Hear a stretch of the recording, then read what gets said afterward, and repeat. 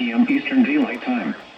At 10:10 p.m. Eastern Daylight Time, a severe thunderstorm was located 8 miles south of Alabama, moving east at 30 miles per hour.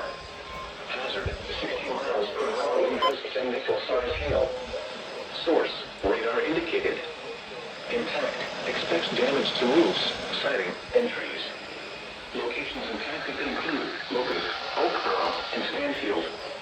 For your protection, move to an interior room on the lowest floor of the building. A nickel-sized hail thunderstorm warning has been issued until 11 p.m. Eastern Daylight Time for the following county: Stanley, North Carolina;